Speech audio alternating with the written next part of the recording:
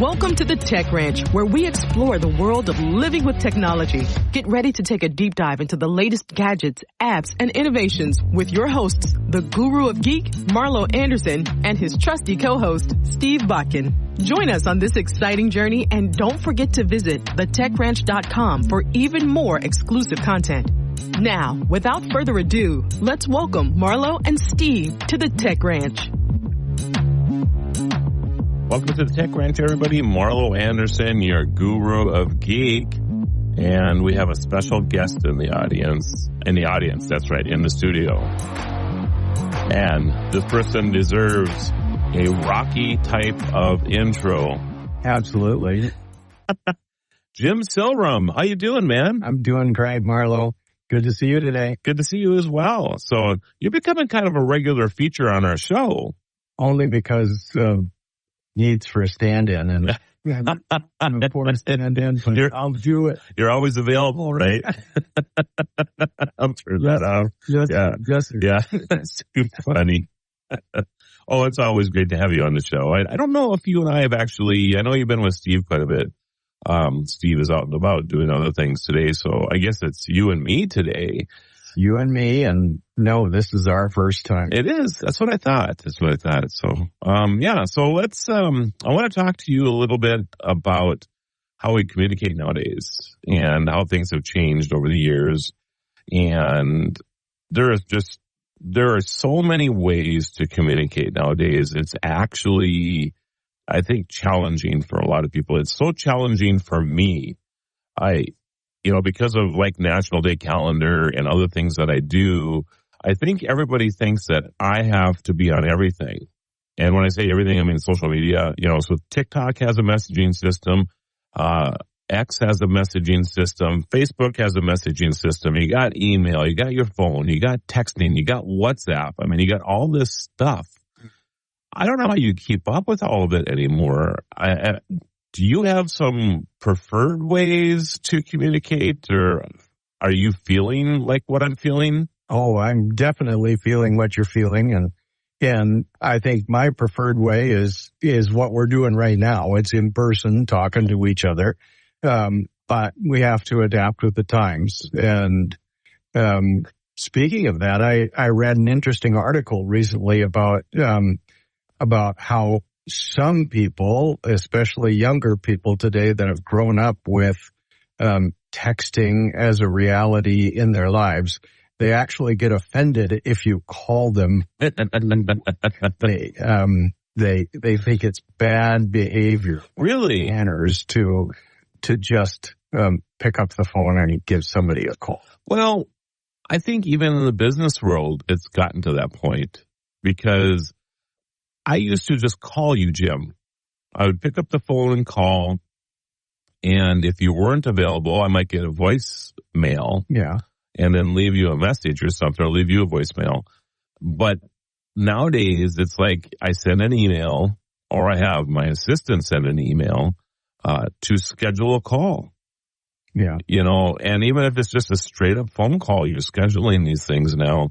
I can see where if you're doing a Zoom or a Zoom-like product, I think we use Google in our office, but any of those video conferencing tools, that makes sense to schedule that out because a lot of times it's more than just a couple people. Right. But when's the last time you actually picked up the phone and called somebody other than like your wife? Because of my age, I still do it all the time. You do. and I just... I grew up in the days of living with party lines. So I pick up the phone and, it's for the neighbor down the road. I know for some of you that sounds like really weird. You should probably, there's a vast majority of our audience that have no idea what you're talking about. You and I are pretty close to the same age. And I remember a short period of time in my life of having a party line too when I was pretty young. But explain what a party line was. Well, to be honest with you, our house, we never had a party line. Okay. It was people that I knew. Even when I was in college, I knew people that had party lines, which meant that the phone would ring in your house, and it would ring a certain number of times for this house. It would ring a certain number of times for that house. And so you had to pay attention to how the phone was ringing, because if you picked it up, you were live to that call, but it was going to the wrong, connecting with the wrong house. So if you picked up I don't know if you know the answer to this, but if you picked up and it was going to another house, so basically a party line meant that it was a party. I mean, anybody that was on that line could pick up the call or just pick up the phone at any time and listen in on conversation. Absolutely. Yeah. I mean, it's not like it was, even if you had a landline in your house, somebody could pick up another extension in that house and listen in. It's very similar to that, except that was the way it was from all the houses on the line, not just within the house. And like your house would have 3 short rings. Yep. The next house might have 1 longer ring and 3 short rings. Do you know if it would continue to ring if, let's say, the party that was supposed to answer the phone had not picked up before you did at your spot? You know what I mean? Did it continue to ring over at the other spot too? No, until it just picked up. I see. I would imagine that was a big deal there, because people would pick up the phone and the person that was intended to get the call didn't get the call. Unless somebody at that house finally grabbed the extension and picked up, because regardless, the phone was live. I see. During the whole. So the ringing would stop. Yeah. Somebody would, if it hadn't finished its cycle yet, somebody picked up, the ringing would stop at all the houses that were on there, and then you were talking to whoever it was. Exactly. So if you had a noisy neighbor and wanted to know what was going on, they were privy to a lot of information, I'm guessing. Oh, that happened an awful time. Yeah. Yes. Wow. Interesting. So you did not talk of confidential things over the party line. So did you, when you were making a call, then did it have the dial on there that you could call, or did you have to dial 0 for an operator to have them connect? No, it was still the same as it is now. You just pick up the phone and make a call. However, if you pick up the phone and somebody's talking, well, that's just like having multiple lines in your house. So, oops, sorry, didn't mean to interrupt your call. So if there were 10 houses on the party line, I'm just making it easy. I don't know how. That would be interesting to find out, like how many houses were actually on a party line at the time. But there's 10 on the party line, and there's a radio contest going on, and it's the 8th caller, and you pick up the phone and start dialing. There might be somebody on, and nobody else could actually make a phone call while you're actually talking to somebody. That's right. Wow. And Marlo, you're going back so far that I'm not sure radio contests were it. Yeah. Anyway, so that's interesting. Thank goodness we don't have to deal with that anymore. Yeah. We just have all the viruses and everything that snoop on us now instead. So instead of having the nosy neighbor, that's what you got going on. Welcome back to the Tech Ranch. Let's get back to discovering the latest in technology with the guru of geek, Marlo Anderson. And in case you're just joining us, we are talking about communications and how things have changed so much. Sitting next to me is Jim Silver. How you doing, man? You like this one better? There we go. you nothing like keep in my mind. You prefer the Rocky intro over the Minions intro? What are you talking about? I don't understand. There is something about this song, though, that kind of gets you going, doesn't it? Yeah. All right, enough of that. I'm having too much fun with the sound effects on the board today. Let's see, what else was the other one here? Yeah, this one's always interesting, like we're going someplace, and now we're wound up, and now are we like, taxiing on the tarmac? Is that what we got going on here? Maybe all I think of is back in the VHS days of please. Maybe that's what this is. That's the VHS rewinding. That's funny. So yeah, we were just talking about party lines, and how interesting that was at the time. And then, of course, then we all started to get phone numbers that were unique to us. Right. Did you have a 4-digit number? Yes. You did? Yes. So you didn't have to dial like the, first 3 dash 1, 2, 3, 4. You had a 4-digit number. As a matter of fact, Marlo, I didn't move here to North Dakota until 95. And where I moved in, we just dialed 4-digit numbers for local even then. Yeah, I remember that too. If you were within that calling area, you didn't have to dial the secondary prefix, maybe what you want to call it, because not the area code, right? But the city prefix or the area that you lived in. I think for the longest time you could just dial 4 numbers. Yeah, except for radio contests. And speaking of that, do you remember when the first 3 numbers were often identified by names like Riverside 7? So I used to see that a lot in advertising. I mean, I have not personally, but I know that when I would see, I collect old newspapers, as you probably noticed in my office, and some of those ads in some of those 1950s, 1960s, 1970s, and maybe even later, would have call Riverside 7. Yeah. And they would actually figure out, because if you looked at the old phones, I don't think we have this on cellular phones, but 1 would be ABC, 2 would be DEF. Still there. It is, even on our cell phones? I believe so. I'm looking at my cell phone now. I mean, especially if you have an old style flip. Well, yeah, I know that. But if I go and make a phone call, I'm just going to pull up the thing here and go to keypad. Oh, it does. All right. I never noticed that. So it's actually number 2. That's the ABC. So, because 1 would be the international code for USA. So you couldn't have that because it's always, if you're dialing in the United States, at least it used to be where you had to put a 1 in front of it first. Right. So 2 is ABC, 3 is DEF. And it was a big marketing ploy to try to come up with a name or a word that, would, call taco or whatever it would be if you wanted to have, order tacos or pizza 1, 2, 3 or whatever it would be, right? Right. And you don't see that so much anymore. Occasionally, but when I was living in Spokane, Washington in the 60s, every prefix had a name that would associate with it. Like Riverside 7 was basically, and I don't know how it got to this, but it was RI7. So you'd have to look for the R, which is the 7. Okay. And then the I, which is the 4, and then the 7. And then you could dial the last 4.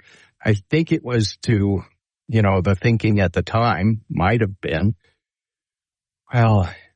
can't remember 7 numbers in a row. Sure. So let's inject some words in there and some numbers, and maybe you have a better chance of remembering it, because there was no such thing as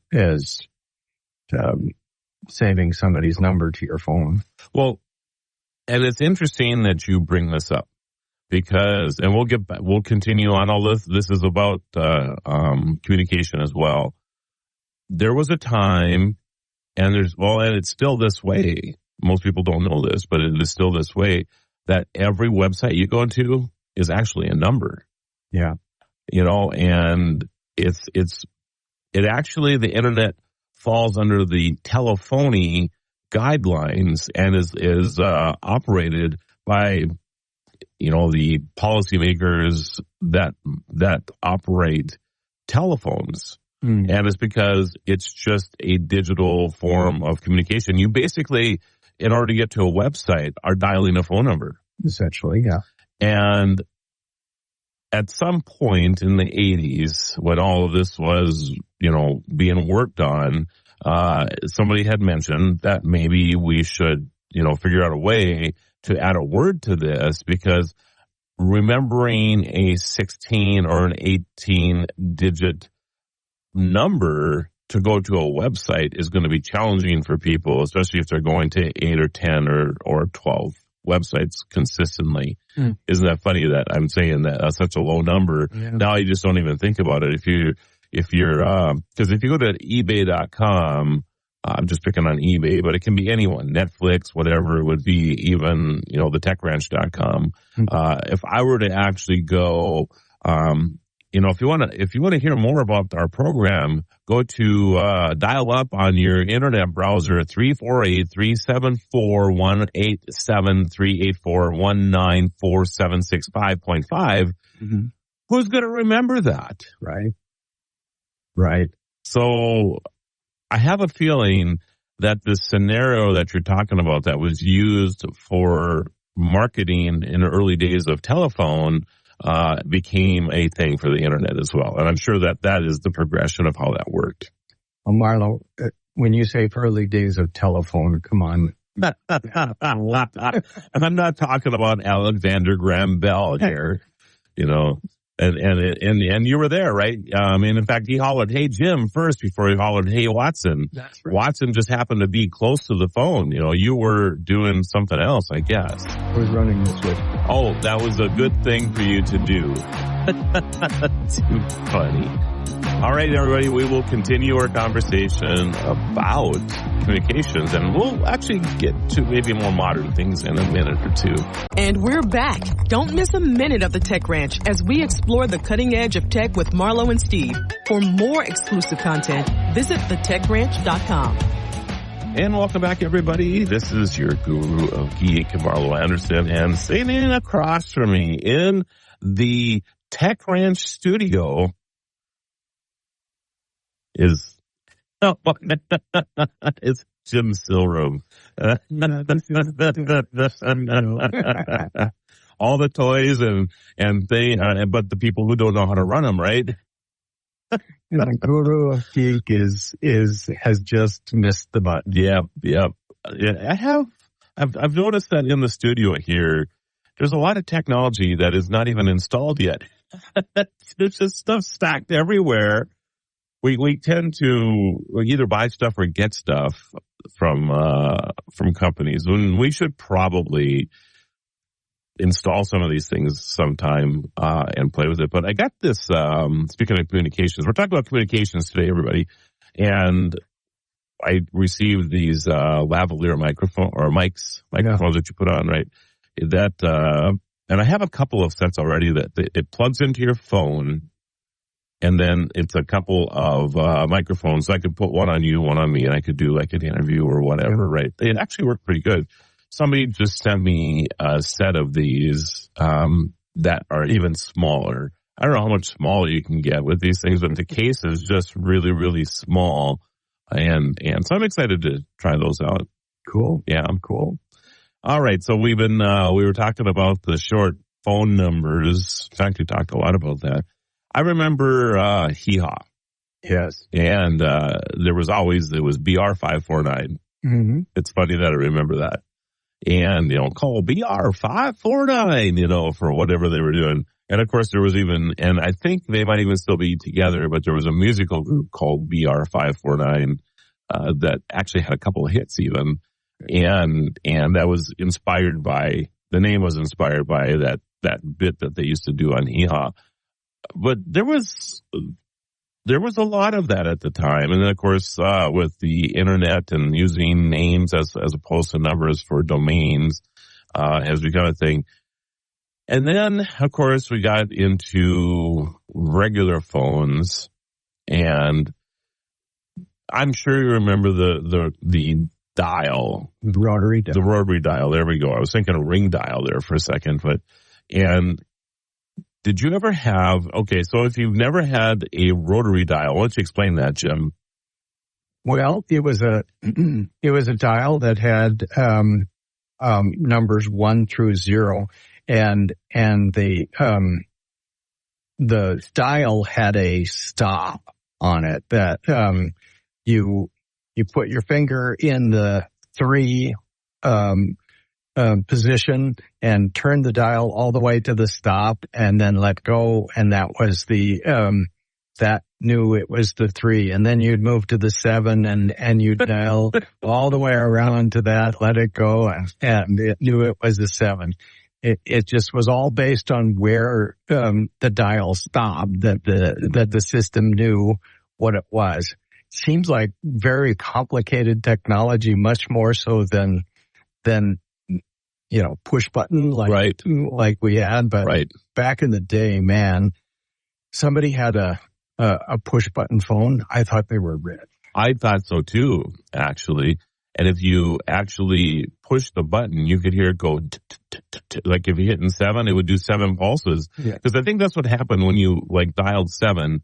It would do this 7 pulses through the system so that it knew that you were dialing 7 and 3 and what have you. And it took a long time to make a phone call. Yeah. And I think that actually did the pulses on the return trip from the stop. I see. Because it didn't know that going forward. Right. So it had to do that from the stop. But it just seems like complicated technology that was very simplified by moving to buttons. Right. I remember, speaking of radio contests, right? And I don't know if did you ever participate in any radio contests? Okay. Would you do the 7-digit number, and would you have, you would know that at 10 after the hour they were going to give away either some music or another free set of tickets to a concert or something, that you'd have all the numbers ready to go or already redialed or dialed except for the last one. And then you'd wait for the contest to start, and then they'd say, caller number 8, and you would just patiently wait 1, 2, 3. But if you waited too long, it would disconnect the call. Yeah. And then you'd have to start all over anyway. So you had to really work hard to time that pretty good so that you could, because you only had one chance. Because by the time 8 callers came in, you would be done, by dialing one time, I will say that, yes, I participated in radio contests. However, no, I did not do that kind of advanced work because I had other things to do. I see. Well, I didn't, and I love to try to win those things all the time. So I was not very successful, by the way. I would win occasionally, but when I got the touch tone or the button one, I wasn't touch tone at the time. When they first came out, they were just buttons that you'd push that would send that pulse through. And touch tone, of course, was a whole different thing. And it would actually send tones through. Yeah, that would recognize. It's interesting when you think about that. And that was really the next evolution was touch tone. Yeah. And that was a big thing. It was. I remember many advertisements, as a matter of fact, saying, hey, get the latest phone. It's touch tone. Touch tone. What the heck is that? Yeah. But then that began, people would record that and then they could make calls from that. Yes, that's true. Yeah. There was actually, I carried a device with me when I was, I used to have, I was kind of self-employed, but I was in a sales type of position. You could actually save phone numbers with this device, and all you would do is push 2 for Jim, and you would dial 1, and then put that up to the earpiece and hit 1, and it would go do do do do do do do do, and it would actually make the phone call for you. Yeah, it's kind of incredible when you think about that. Yeah, it is. So yeah, cool stuff. And then of course we got to one other last thing before we get to the break here. I remember so well. I was wearing my parachute pants. I had just bought a house. I'm 18 years old. I was very motivated when I was young, out buying a house and everything. And I walked outside with a cordless phone in my hand, and I thought I was the cat's meow because I could actually start walking around without being tethered by a cord.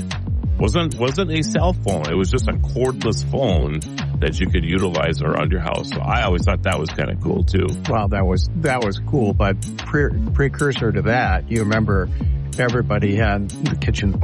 Thanks for staying with us on the Tech Ranch. Let's rejoin Marlo and Steve as they guide us through the fascinating world of technology. And we ran out of time at the last stop there. Jim was really getting into something, but, you know, I need to properly introduce him again. There you go. You're getting into this now. Jim Silrum is in the house. We're really getting into our stories about telephones. I was not going to go down this route. I find myself talking too fast lately, so I have to stop and slow down again, Jim. Okay. I got too much to say all the time, so I'm just like always rattling on, which I know you understand. Think of those of us who want to get a word in edgewise. Yeah. Which generally means I don't have enough time to spend with Jim usually when I'm talking to him. So I have to I have to condense everything I have to say that would normally take an hour into 5 minutes. So this is why Jim is saying that. Anyway, it's really a pleasure to have you on the show today. This is a lot of fun. We are talking about communications, and we kind of got into our history of what we remember about telephones, which I'm assuming many of you have similar experiences, depending on your age. If you're our age, you kind of grew up through potentially party lines, moving into dial or rotary, thank you, with the pulses, and then there was the touch pulse, and then digital or tone dialing. No, what was it called? Touch tones. Yeah, that's right. Had that, and Jim was just relaying a story right when I had to cut him off. So go ahead, Jim. Well, when I was living in Spokane, Washington, my father was a Lutheran minister, and we had a parsonage that was, a regular 2-story house with a basement, and the stairways for both going upstairs and downstairs were right near the same area. So the phone was right by that, and we had this super long cord, so people could walk all the way upstairs with the phone and all the way downstairs with the phone.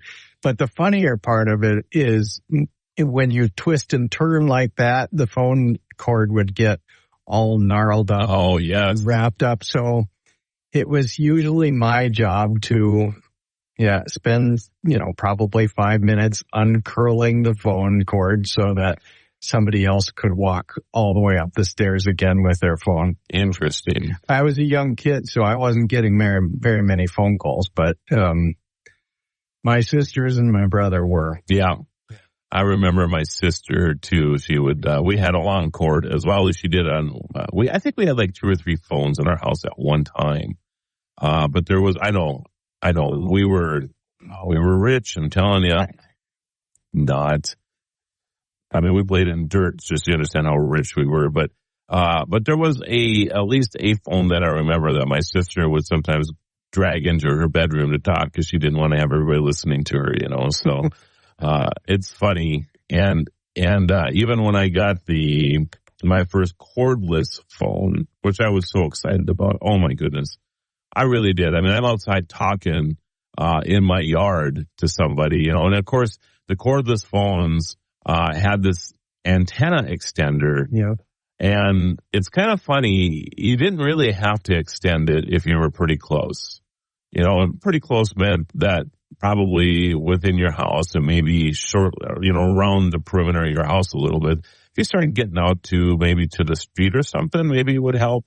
But it was always like a person would pick up the phone, click the answer thing, and automatically pull the extender on it. It was like, this is my way to show you and the people around me that I have a cordless phone because I'm pulling the antenna out now. I did it all the time. All the time. Yeah. Look at me. I got a cordless phone. It was such a stature. It was. Yeah. Being I was a pastor's kid, we didn't have those kind of.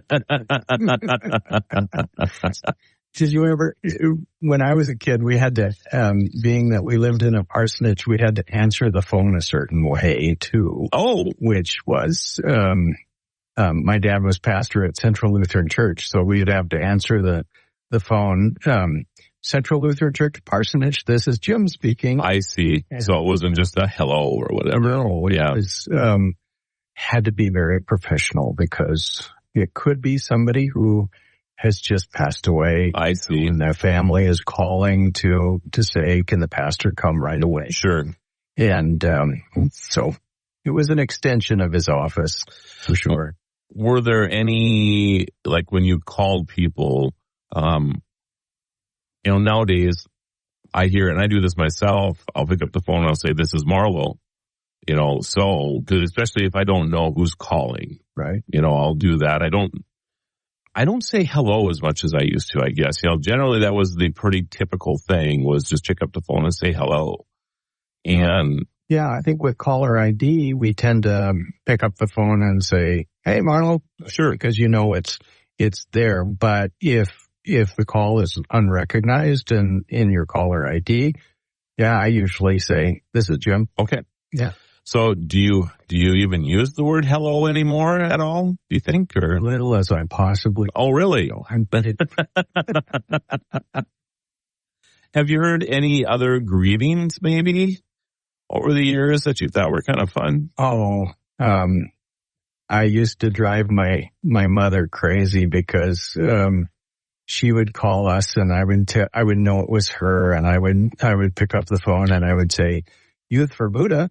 I'm his first wife.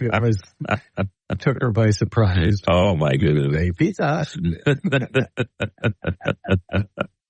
So you had fun is what you're saying with this. So yeah, why not? Why not? Yeah. So it was, I can't think of anything either that I've heard, over the years other than, like professional type of things or I guess I did. There was a time salutations was used a little bit, but it seemed so long to me to say something like that as opposed to, and I suppose if you called Hawaii, people would probably say aloha or what have you. Yeah. But yeah, there were, not a lot of other type of greetings, I guess. I think the point is that you don't want to have it so long because you want to get to the meat of the conversation, right? Right. Unlike today.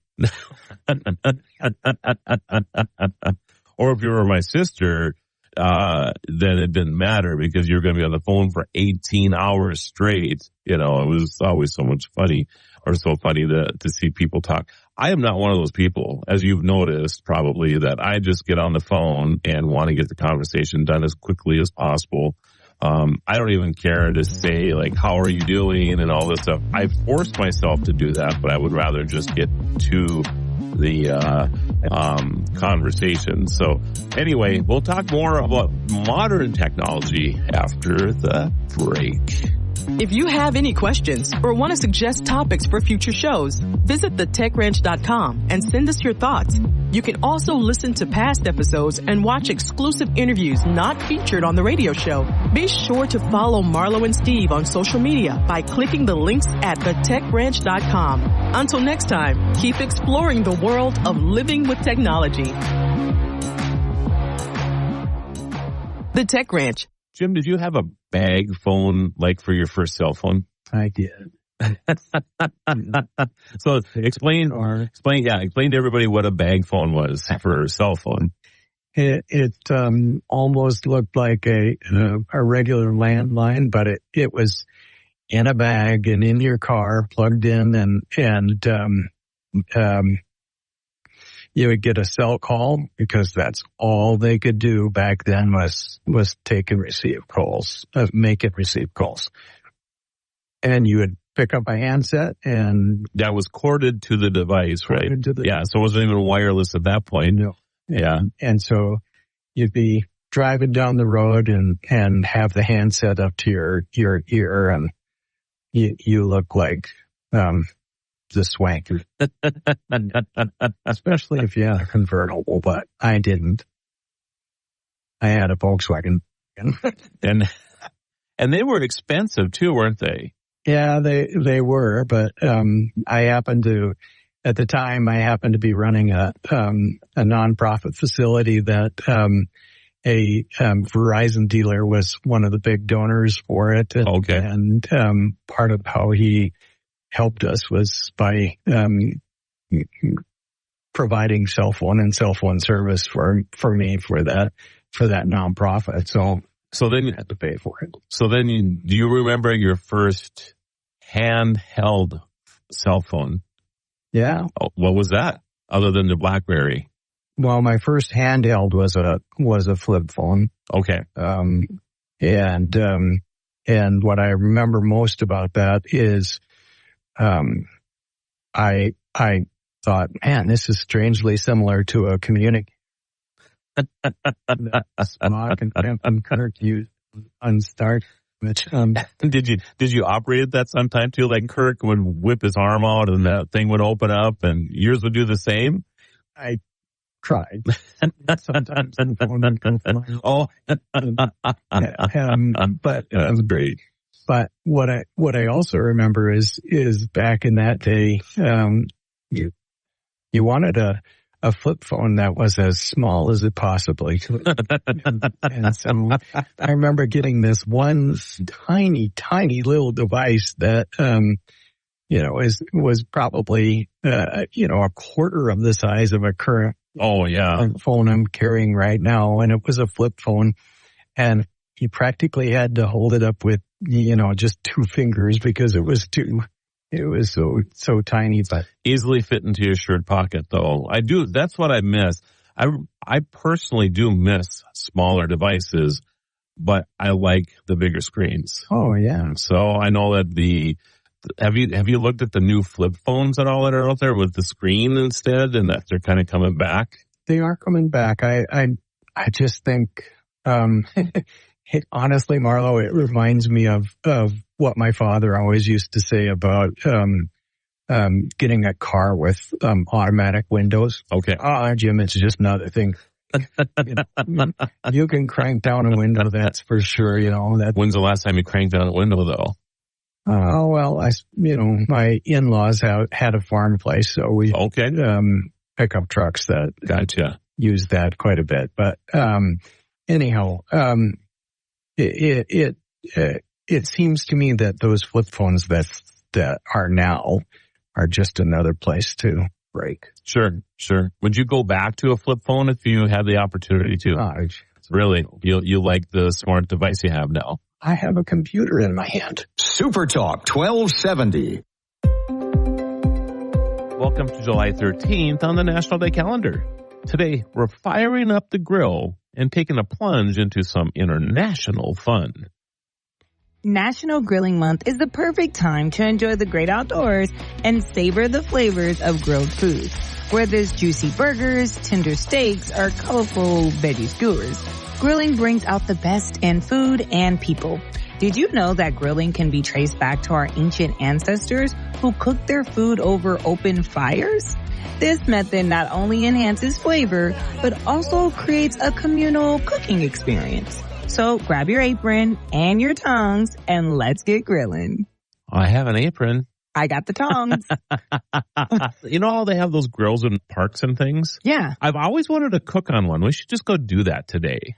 I think that's a great idea. Yeah. As long as you're cooking, I'm cool with it. Yeah, I will, because I want to ignore the very next thing that I know you picked for topic this day. So thanks for that. From the heat of the grill to the coolness of the water, it's also International Skinny Dip Day. Skinny dipping, or swimming without a swimsuit, has been a liberating activity enjoyed by many cultures throughout history. Fun fact, the word skinny dipping first appeared in English in the early 1900s, but the practice itself dates back much further. It's all about freedom, spontaneity, and connecting with nature in a very personal way. Just make sure you're in a private or designated area. Oh, yes, they call him the street. He likes to turn the other cheek. He's always making the news, wearing just his tennis shoes. Yes, you could. This is so funny. Connecting with nature in a very personal way. I couldn't have described it better. That's hilarious.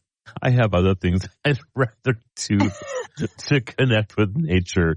So, but you go right ahead if you want to. I will be in a private and designated area, okay? So no one will see me. Fair enough. But how about we go grill first? All right, that sounds like a good idea. I'm Latoya Johnson. I'm Marlo Anderson. Thank you for joining us on our journey to celebrate every day. Until next time, keep celebrating. This is Outdoor Issues with Neil Roberts and North Dakota Game and Fish Outreach Biologist Greg Gullickson. As we approach mid-July, that means the North Dakota State Fair is happening soon. Greg, your department will again play a big part. Your team will be busy, right? We have a little oasis right in the middle of the state fairgrounds, and it's called the Conservation Outdoor Skills Park. And we showcase some of the things that is available for outdoor enthusiasts, whether it's fishing, hunting, trapping, archery, or just visiting with a game and fish biologist. The North Dakota State Fair does run from July 19th through July 27th. The game and fish area is open every day from 1 to 7 p.m. So stop by and see us. And probably the highlight of what we do out at the North Dakota State Fairgrounds is we have grass, we have shade, and the price is right. Everything that we do inside the conservation park is free. All right, good stuff, Greg. And hey, we'll talk in eyesore when we come back. Drive a little, save a lot. MJ McGuire's in Rugby. McGuire's is your Ford, Dodge, Ram, Chrysler, and Jeep dealer in Rugby. Hi, this is Zach. Come in today and check out our great selection of new and used vehicles. Plenty to choose from. So give us a call or come in today and see me. McGuire's. Great people, great prices, great products. Drive a little, save a lot. MJ McGuire's in Rugby. Slim Chickens makes it easy to feed your hungry crowd. Fresh, hand-breaded tenders, perfectly fried wings, and all the southern sides made fresh for you. It's easy. Just order on the Slim's app or website and leave everything to us. You can get it delivered right to your door. Any party, any size. Slim's has your crowd covered.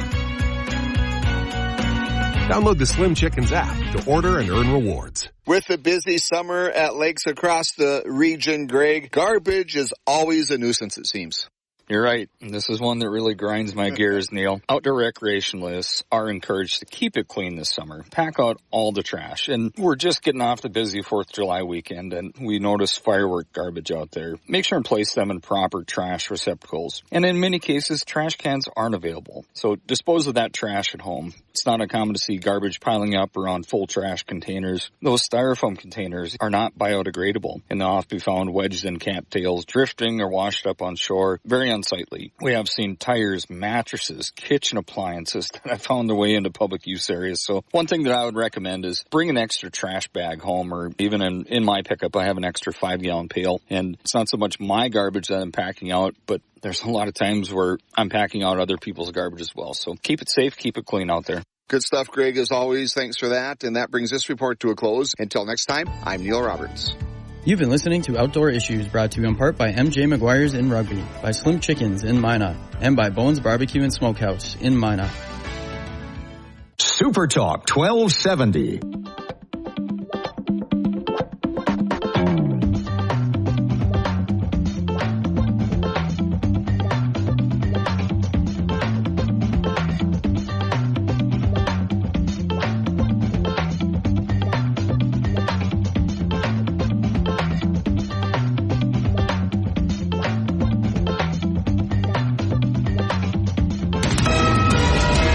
KLXX AM, Mandan, Bismarck, a Town Square media station, broadcasting from the View Community Credit Union Studio. ABC News, I'm Dave Packer.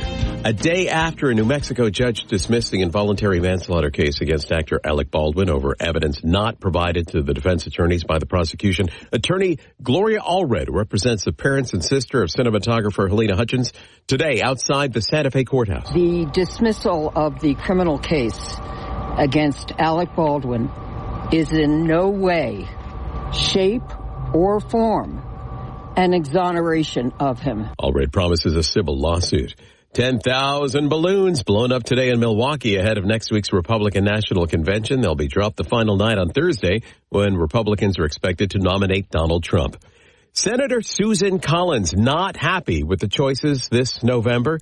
The Republican says she will vote for neither former President Trump nor President Joe Biden and will instead write in Nikki Haley for president. This is ABC News.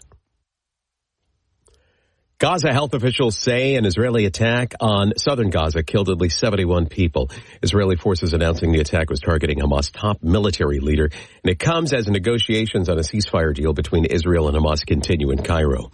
White House National Security Communications Advisor John Kirby saying both sides have agreed to a framework for a deal. We believe that we got this essential framework done, which is not insignificant now. You got both Israel and Hamas have signed up to the framework. That's a big deal. But there are still details that need to be hammered out. The SpaceX Falcon 9 rocket has been grounded. The FAA taking action after Thursday's failed launch. The second stage of the rocket exploded in space as it attempted to launch a batch of Starlink internet satellites into orbit. Pirates right-hander Paul Skeens will be the starting pitcher for the National League at Tuesday's All-Star Game in Arlington, Texas. He's now the fifth rookie pitcher to start the All-Star Game, the first in nearly 30 years. Dave Packer, ABC News. Do you hear that? Asthma triggers are everywhere, from dust mites, pet dander, and pollen, to smog and smoke. An asthma attack can strike anywhere, anytime. Be prepared with quick-acting Primatene Mist. Clinically proven to open airways quickly. It's the #1 FDA-approved asthma inhaler available over the counter. Primatene Mist. Breathe easy again.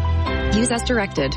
Summer congestion got you down. Whether it's allergies or a summer cold, being congested can ruin your whole day. You feel tired and run down like you're missing out on summer fun. At Navage, we're here to make breathing easy, easier. Navage uses patented gentle suction technology to help clear out allergens, dust, and mucus without drugs. In just 30 seconds, you'll be on your way to a better day. Get Navage at Walmart, Walgreens, Sam's Club, CVS, Rite Aid, Target, or online at Navage.com. Navage. Breathe better, fast.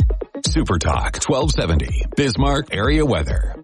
With your forecast, I'm Corey Hartman. For today, sunny and warm, highs in the upper 80s. Tonight, slight chance of a storm and a low around 65. Sunny and hot for Sunday, 91 with a chance of showers and storms in the afternoon. Sunday night, partly cloudy, 65. 81 on Monday. Grandpa's barbecue sauce is perfect for summer grilling. Pick up a bottle today at grandpa'sbbqshop.com. Right now, it's 82.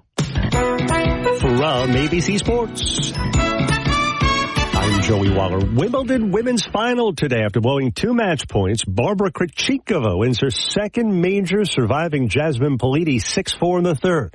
The Czech native rebounds from a year marred by injury and illness.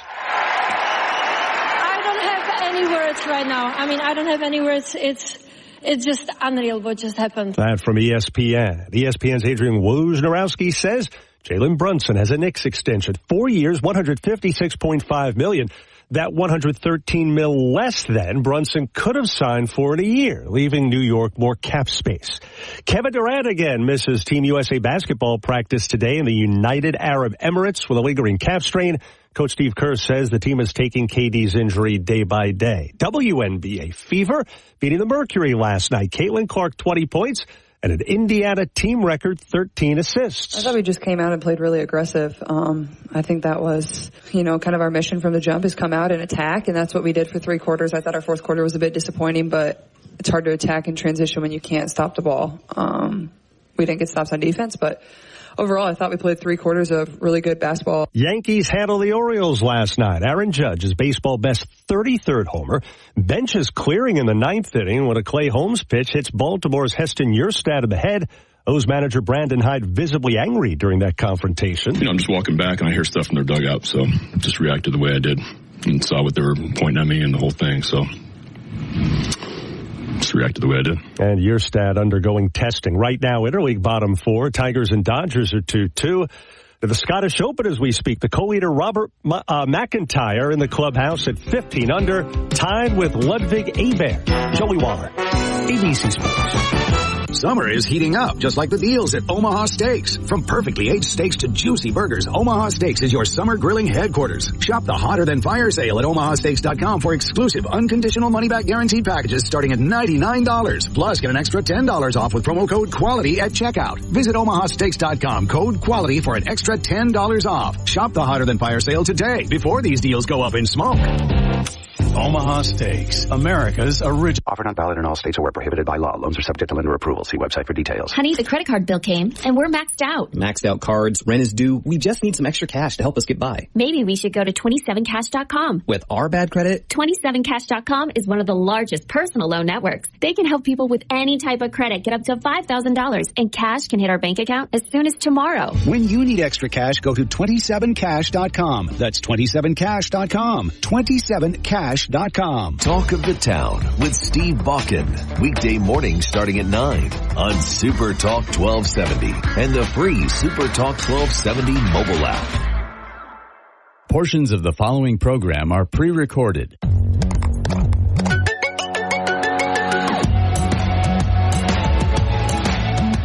Welcome to the Tech Ranch, where we explore the world of living with technology. Get ready to take a deep dive into the latest gadgets, apps, and innovations with your hosts, the Guru of Geek, Marlo Anderson, and his trusty co-host, Steve Bakken. Join us on this exciting journey, and don't forget to visit thetechranch.com for even more exclusive content. Now, without further ado, let's welcome Marlo and Steve to the Tech Ranch. And welcome back, everybody, to the Tech Ranch. This is your Guru of Geek, Marlo Anderson. We're running without Mr. Steve Bakken today. He's out covering some things, I guess. But in his stead, somebody much better looking and much more versed in worldly things, Mr. Jim Silverham. Yes, I do have a face for radio. I was looking for a sound effect for you. Gets excited and then not so much. For your intro there. Thanks. Yeah, you bet. So we've been going over our histories of how we've used the phone in the past. And basically we're talking about communication today. The other real form of communication back when we were younger was letters, writing letters. Yeah. Did you write a lot of letters back in the day? It's the only way to communicate. Really? So you did? Yeah. I mean, handwritten, typewritten? Handwritten, mostly. Did you have a lot of girlfriends you were sending mail to, or what's the deal? Well, you think about it, Marlo. You remember when our parents used to get the long distance bill and Dad would come out of his skin because who's been dialing long distance? Right. Because the charges were astronomical. They were. To dial long distance. So, yeah, the cost of a stamp was minor compared to the cost of actually dialing somebody long distance. Right. And I remember it's interesting. I've asked a couple of younger adults recently, actually, are you even familiar with long distance charges? And they look at you with a blank look, like, what are you talking about? Long distance? They don't understand that there was a time, not even that long ago, that if you called somebody outside of your area, basically the town that you lived in, there was an additional per minute charge to talk to somebody. And it was expensive. Yes, it was. I think the only thing people would recognize today, of that age would be, well, they used to sell cell phone plans with a per minute allotment. Right, exactly. But, in roaming charges. Yes. There are still some places that you go, like especially if you travel outside of the country, where you might be, susceptible to having some type of roaming charge added to your bill. Mm-hmm. And that's usually billed on a per minute basis as well. Exactly. So, yeah, those are really the two big things that would be relevant to how we used to. Back in the 80s, it was not unusual for me to have a $400 a month phone bill on, and most of it was long distance because the phone bill itself was, $8 or $10. Right. It wasn't a big deal. No. It was because nobody, by today's standards, $8 or $10 is nothing. But anyway, yeah, it was just, and even the early days of the internet was that way. Mm-hmm. You would, did you ever have dial-up? I certainly did. Okay. Even had, one of those where you put the handset into the kind of like your cradles. Yeah. To connect so your computer can connect to the. So I guess, again, there's a lot of people that are a little younger than you and I. Why don't you explain what dial-up was? Well, I wished I could understand it, and you being the guru geek, you probably understand it better than I do, but it was you would dial a certain number and a tone would come back. You would then take the handset from a landline, which I think of those old phones with the phone base and then the handset that sits across the cradle. Well, you would take that handset and place it into the I'll just call them cup holders on this device, and you would set it in there and it would hear the tone, and then your computer, which was connected to that device, could access the internet through that tone. As soon as your computer started talking, the tone would cease and the communications would happen. Well, and just so you understand, the tone actually didn't cease. You just stopped hearing it at that point. Okay. I think it allowed you to understand that a connection had been made at that point, but that tone continued to work in the background because that's how it communicated, was with that tone. But it's interesting. So the internet that we have today is not like the internet of that era, is it? No, it's the one that Al Gore created. I mean, basically, it was just text on a screen. Yes. I mean, it wasn't, I mean, there would be no way that you would have images. It was basically like green or white text on a black screen, computer screen. So it was a way to maybe, move information, instead of maybe a fax machine.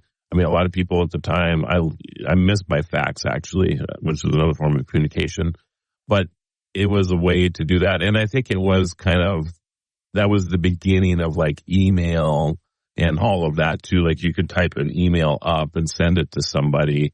It would take a long time to send it though, because it was considered a lot of information at the time, but you could type it out and hit send and then walk away from it and go read your faxes that came in or something in the meantime, right? Yeah. So it was interesting times. I know when I first got I've been on the internet probably since about 85. And back in that day, it was BBSs, bulletin board systems, and we would hack into like colleges that would have these things. And we would download software. And the software at the time was, again, small. But there would be these software exchanges, and it would take hours. It would take hours to download a basic like check writing software program or anything along those lines. And by today's standards, that's nothing in size because everything was just text based. You'd look at a screen and it would be text and you'd type in, it'd say, enter your next number, boom, boom, put it in there. And then it would do its calculation. It was amazing how different it is nowadays. And when you were using those cradles for connecting to the internet, more often than not, you were connecting to a mainframe computer. Yeah, more often than not. Yeah. And so you had to have access to somebody who had a mainframe that you could connect to. Yeah, I mean, you're right, because the ISP, the Internet Service Provider, wasn't really even available at that time. And it really took until like a time created something along those lines. Thanks for staying with us on the Tech Ranch. Let's rejoin Marlo and Steve as they guide us through the fascinating world of technology. Welcome back, everybody, to the Tech Ranch. This is your guru of geek, Marlo Anderson, and across from me, let's see, I'm running out of sound effects, Jim. But Mr. Jim Silrum, you're all right. We'll do the Minions one again. Okay, thank you. Jim Silrum. And we're talking about communications and we haven't even got to the modern stuff yet because we're having too much fun talking about the old days of communication. We finally moved into dial-up. And what I said at the end of the last segment, I said Time. Actually, it was AOL, American Online, that was later acquired by Time. I remember having a modem. So the modem would, it would be a card that you put in the back of your computer, and then the telephone jack, or would be part of that, right? And a lot of times you would, from your wall, you'd plug into your computer, and then you'd plug your phone in, another telephone line out of that. So then that way you could still make phone calls or whatever. But then you would be able to just access the internet without having to put the cradle or the handset of the phone onto a cradle to do that. So that was a big deal. And, and I remember when, let's see, was it a 300 baud modem? And I was like talking to my buddies, like, what are we going to do with all this speed? And still we were dealing with just text on a screen, and even in the AOL days. So we had then when that came out, that was probably 89 or 90, 1989, 1990, 1991, somewhere in that neighborhood. And I had a 14.4 modem. And you'd get a little bit of graphic, like the AOL logo would appear, but you would put a disk into your computer to have that software on your computer. And I think a lot of those graphics and things were pretty resident with the installation of the software, and there would just be a trigger from AOL that now you're going to go into the chat room, which was a big deal back then. You go into the chat room and that software or that graphical interface, the GUI, the graphic user interface, was preloaded for you because there was no way that you could download all that information on a dial-up connection. Absolutely. So, and I would remember downloading, then I was really downloading software, and I would actually, like, I would have it at work at my office at the time. And then I would start it when I left, and I was hoping that when I came home the next day, or when I came to work the next day, that it would be ready to go. Yeah. So the interesting thing about that, too, is that I learned real quick that I couldn't do that a whole lot because my AOL bill was, I think one time I had an $800 bill for my internet. And because it was, And I to the point that, I was trying to use it for my business, and I'm like, I can't continue to do this because I will go broke just with my internet bill. So I really had to think that through pretty hard, and I was really excited when I forget the first ISP, the first internet service provider that came to the Bismarck Mandan area that I used. And there was like a $29 a month fee for up to 40 hours or something like that. And then after that, it was, so much an hour, but it was significantly less on the hourly charge than what AOL was. Yeah. Because AOL was like $10 a month, but you only got like maybe, I don't know what it was, 4 or 5 hours a month or something like that. I mean, imagine having internet that you couldn't used to just use all the time. It was actually charged to you on an hourly basis. Right. It was crazy by today's standards. Now you just pay, your internet service provider for basically unlimited access, but you might pay more for more speed. Right.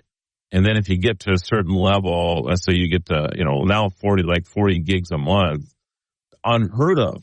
Absolutely unheard of back in our day. There's no way you would never in a month's time download 40 gigs. Impossible. Exactly. Well, I remember, the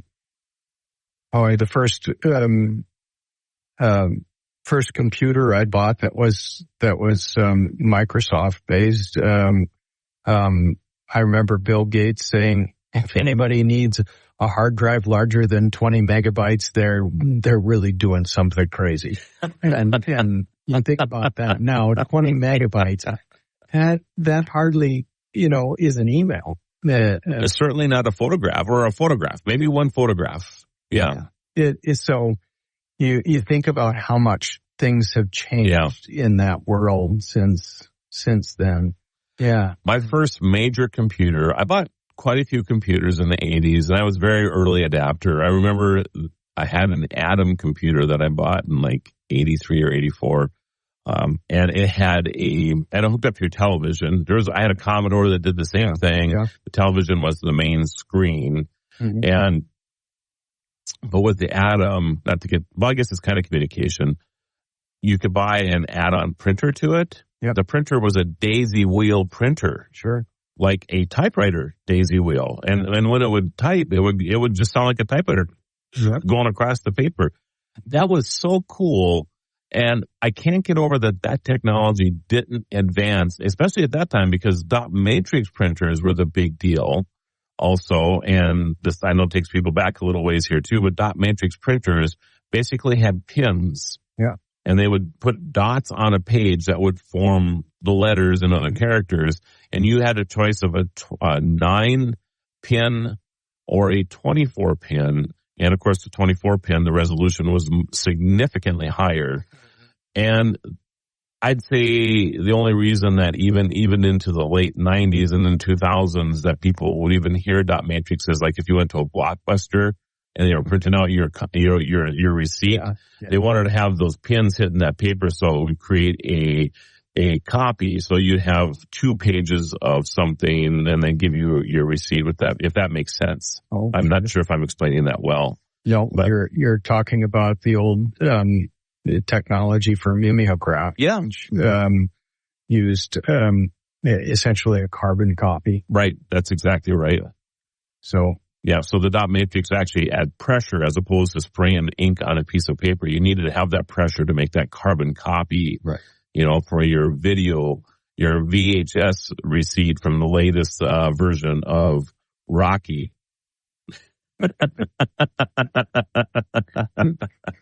So, amazing how things have changed. We're running up on the clock again here, Jim. So I keep thinking we're going to get to modern stuff here, but we're having so much fun talking about old stuff. And we'll just continue our conversation here. And sooner or later, we're going to get into modern messaging as well. You're listening to The Tech Ranch, where technology comes alive. Let's dive back into the conversation with Marlo and Steve. And don't forget to check out thetechranch.com for more. Yeah, a really tall person sitting. Yes, that's right. And for those of you who are just joining us, that was Jim Sildrum. Didn't know we were on the air. All right, I guess you're going to get your intro. Oh, that's the phone call on there. Well, that's appropriate since we've been talking about telephony, right? Yeah. Anyway, thanks for joining us, everybody. Jim was just adjusting his chair when we came back online. I hope you're more comfortable now. I am, and I can see more than glass. I was wondering why you were so low over there too. I should have said something earlier because I was just seeing the top of your head as well. So it's all good. It's probably a benefit to you. Well, I hope you're more comfortable now. All right, wonderful. We're talking about communications, messaging, that type of thing, and for whatever reason, we were going to get into the new stuff, and we kind of started there a while ago, but we were just basically having so much fun talking about the old ways we communicated. We just continue down that path right now. So we left off on dial-up internet and the fun we used to have with that. Mm. Yes, so much fun. But it was the start of, the internet was already kind of a thing. Dial-up internet allowed, especially having modems installed to computers, not the cradles that you would put from your handset over from a phone, really, basically got the internet going in a way that to the masses. And I think America Online was the first big company to really bring it to the masses as well. Did you get a lot of discs from AOL by chance? Oh, for heaven's sake. They arrived in the mail constantly. And speaking of that, do you like I do, you probably still encounter some people who have an AOL email. Oh yeah. I mean, and it's like, man, I think I should archive this because it's so. It goes back to the day. I wonder if they got it off of a floppy disk. It's very possible. Sure. I think that, I mean, obviously AOL is still around. Yeah. You know, they're just not, like, at one time they were basically America's internet. Mm. You know, before all the ISPs started to show up and we started to move away from dial up to like DSL, eventually cable. And of course, with our cell devices now, we have basically a wireless, option as well to get internet. So things, of course, have really changed in that world. But at one time, it would be interesting. I wonder at their height, how many people were connected to AOL. I bet it was in the many tens of millions. I bet we could. Yes. But it was significant because everybody had, if you wanted to be on the internet, that was really the best choice for a while, was AOL. So Nick Ressler and the rest of us are on here at one time. I don't know. I'll have to see if I can find this photo, but we used to save all these discs, these compact discs when they came in. And we are always like, we'll figure out something to make out of these things someday, right? Well, that someday was probably a decade or so ago. And we made this huge Christmas tree that actually fits on the side of our building from the top down. And then we put, a Christmas light into the middle of each of them. The hole is that, right? And, so there was a Christmas bulb in each of those things. And it actually turned out pretty cool. When you turn it on, of course, the CD part of it is very reflective. And, it was pretty cool. I think we only had it up for 2 years though, because it was a monstrosity to put up there. And then if we had a little bit of a windstorm or whatever, the discs would break and things. But, it was pretty cool. So, and I would see other people trying to do something with those discs as well. But not so much anymore. Yeah. Now you're talking about the 5 1/4. I'm talking about the CDs. Yeah, we would hang on to the CDs. Did you get American Online on 5 1/4 or 3.5 inch discs? Yeah. Oh, you did? Yeah. Maybe I did too, but I just remember the CDs. Okay. Because that's when because that was really when maybe you were just on a different mailing list than me. Maybe they knew that you had floppy and not CD. Was for your drive. I don't think the knowledge they had of everything.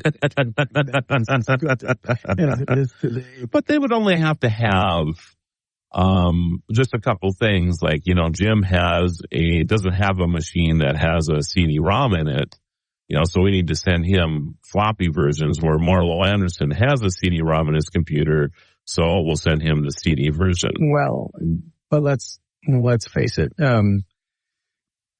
CD-ROMs didn't come out until what? About 88, 89. No. So see, the CD disc for music came out actually at the end of 84. I know this very well. My first CD that I bought was Janet Jackson. No, actually it was Ruthless People, the soundtrack from Ruthless People. I was in Canada and I was in a music store and I purchased it in 85. And I didn't have a CD player to play it in. I had to wait another year and a half to play it because I didn't have the $1,000 it would cost to buy the CD player. And then about 89 is when they started using it for data as well. Okay. So that's the case. I do remember, Marlo, not to dismiss you, but I was in college in the early 80s and I remember when a buddy of mine in the dorm got his first CD player and we were playing. So you're probably thinking laser discs. No, these were CDs. These were CDs. Oh. And this was in must have been like 81, 82. But now you have me looking it up here because I was pretty sure it was, 1982. CDs were made available to the public in 1982. and they quickly became the most efficient way of storing music. Before CDs, music was stored and played on vinyl. So maybe in 85 or 84 when I bought my first one, maybe that was the first commercially available, or maybe the first soundtrack or something. Okay, CDs. Either that or I have suddenly become the guru of geek. You may have. Okay, what year did CDs become popular? Despite costing up to $1,000, over 400,000 CD players were sold in the United States between 1983 and 1984. By 1988, CD sales in the United States surpassed those of vinyl LPs, and by 1992, CD sales surpassed those of pre-recorded music cassette tapes. So by 1992, basically CD was it. Welcome back to the Tech Ranch. We're thrilled to have you with us as we continue exploring living with technology alongside Marlo and Steve. And we're still talking about communication. Somehow or another, Jim and I ended up talking about CDs. And the all-knowing guru of geek, which is me, have been set straight by the even more knowing Jim Silverum. Because I'm serious. I thought for sure that I knew that it was 84 when the CD first became available, and not even widely available, just became available. And I drove to Winnipeg because I couldn't find a CD here in the United States to even go buy. So I drove up there to get Ruthless People and then Janet Jackson's Control. And then I find out, as everybody just heard a second ago, that ABBA was actually the first CD that came out commercially in 1982 with their Visitors album, which I'm just going to go buy now because I need to have the first one ever made. Anyway, so Jim, you said somebody at your college dorm had one, and was it like a bigger unit? I mean, what did this thing look like? Yeah, it was the size of the old VHS players. Really? Yeah, and so it did look like a laser disc type of DAG, because those laser discs were like almost like album size, that you'd put in for movies. And some laser discs came out with music on them too, but this was true CD where I 100% believe you. I'm just wondering about the size of these things. And then the first one that I bought was after I got out of college. I bought a Radio Shack device that looked like a wedge you would put underneath your door. Okay. But it was small in nature, just basically bigger than wider than the CD itself.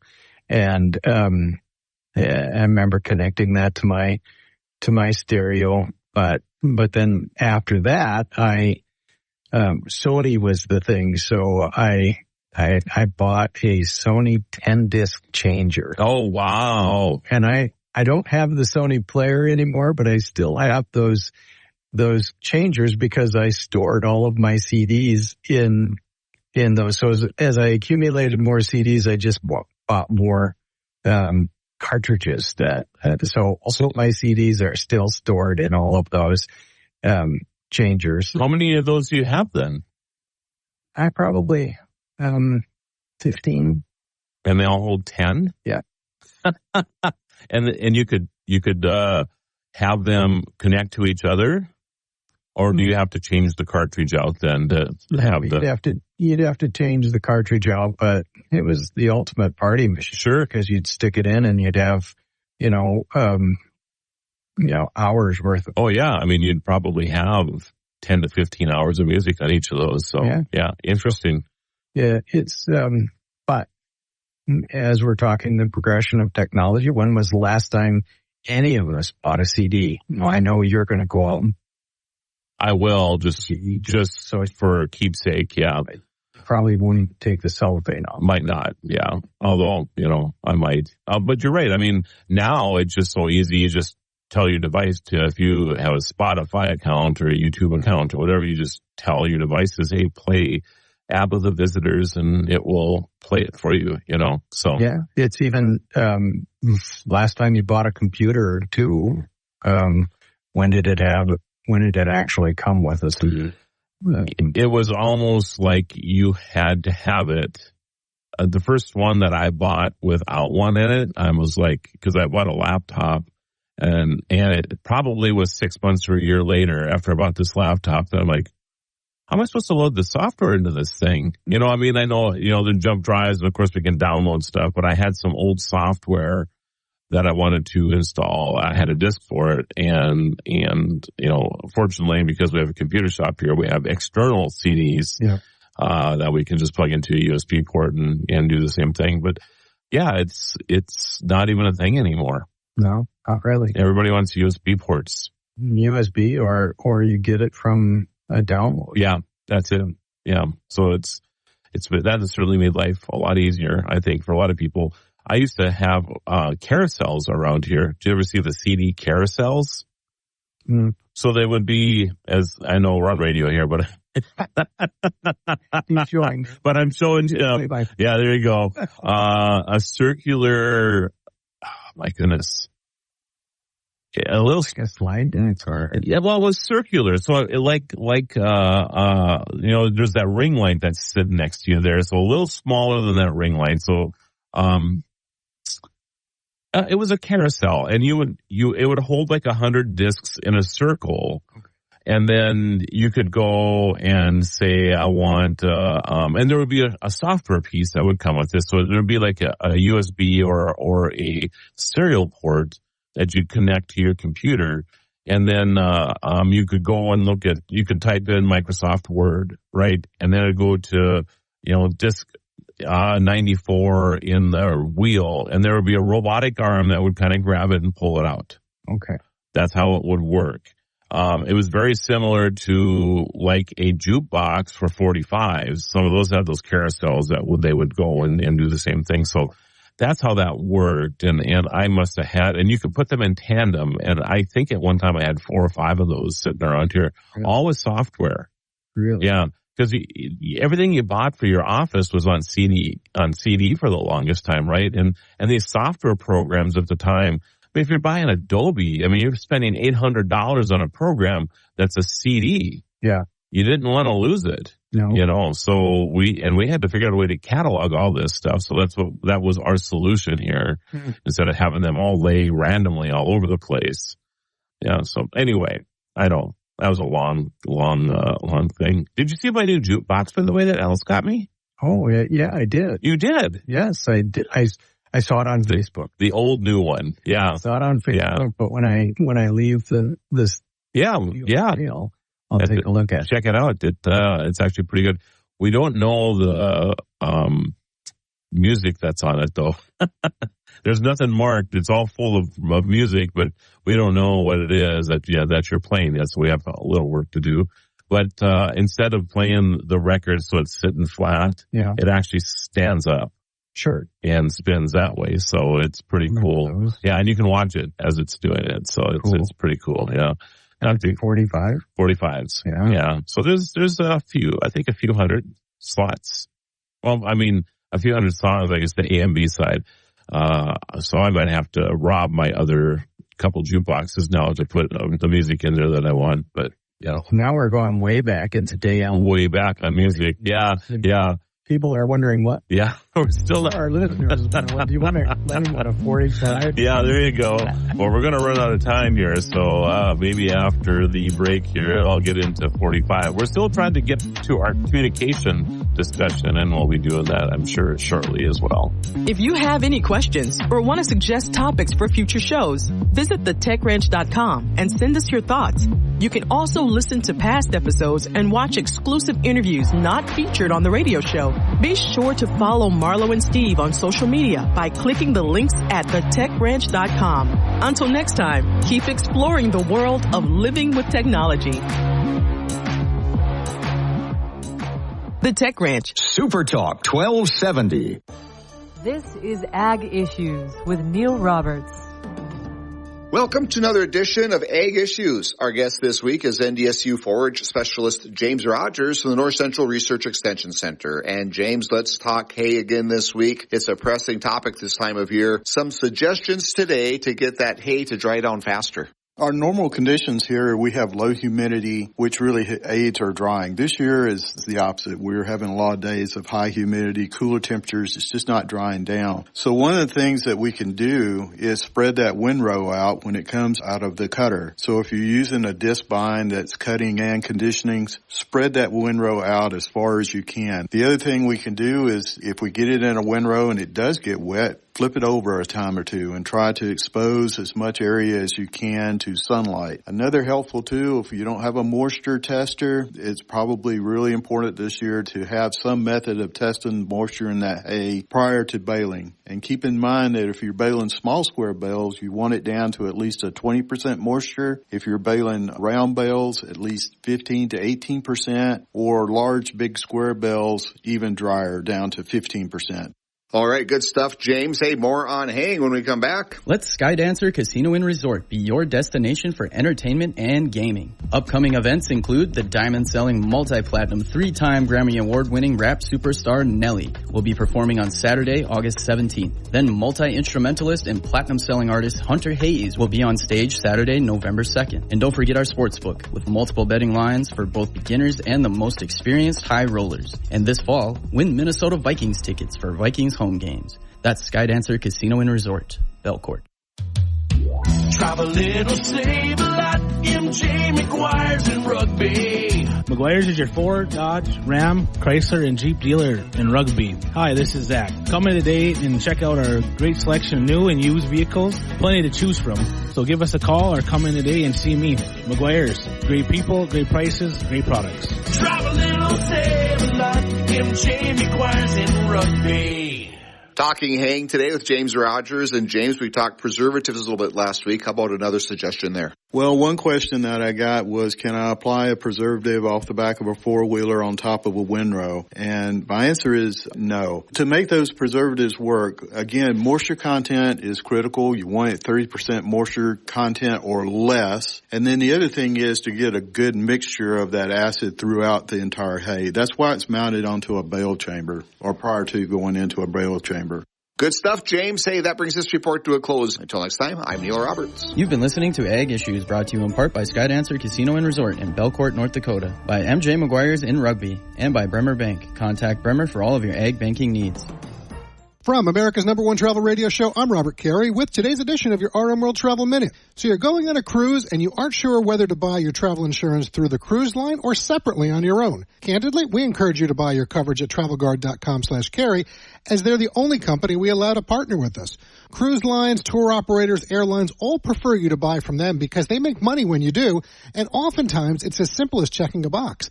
Some cruise operators use scare tactics to get you to buy through them, but those policies may be less robust and don't provide the kind of protection travelers are hoping for or may need. Also, you may not be able to get a refund from cruise lines for insurance, only a future cruise credit. Keep in mind cruise lines don't service travel insurance and will simply redirect you to their third-party provider. From what it will cost to the coverage you should have, even including any pre- or post-cruise protection, our recommendation is simple. Buy travel insurance direct yourself. We encourage TravelGuard, as I said. You'll find a link to them on our website to get pricing at rmworldtravel.com. Safe travels, everyone. Now, Jim, I never had a BlackBerry. Oh, you're missing out. I wish they still had them. So for the listening audience that has no idea what I'm even talking about, why don't you explain to everybody what a BlackBerry was? Oh, it's a fruit that I dearly love, but they're very expensive. It's the precursor to the modern day cell phones. The screen on it was relatively small. It was like a PDA, right? Isn't that what, like a personal something? Yeah, but go ahead. But it was between PDA and what cell phones are now. Okay. Because it had a full QWERTY keyboard on it, and what I missed the most is that the keys were raised, so they were tactile. You pushed them. You push on your phone, but they actually had a feel to them. And what I didn't like was how small the screen was, because it was almost the size of the screen of a flip phone. But even though BlackBerry was it didn't fold or anything like that, but it was, good for emailing, good for texting, good for, phone calls, all the things that you, or many of the things that you can use your cell phone for today. But I wasn't aware you could make phone calls on the BlackBerry. Oh yeah. So it was an actual cell phone. Yeah. I thought it was a separate device, kind of like the pager back in the day, but just a modified pager. No, it was. Bad thing though is they went through batteries like crazy. So at least I always had a spare battery on me because you could change it out and then be charging your other battery at the time because of how fast they would burn them out, especially when you were in an area where cell coverage was not that great because the BlackBerry was always searching for a signal, and that searching was just churning through. I see. The battery consumption. Was it easy to pop a battery in and out of these things? Yeah, it was just you just slid off the back, and the back itself was encased the battery, and so you plugged that in and you slid a new battery pack on, and it became the back of the BlackBerry.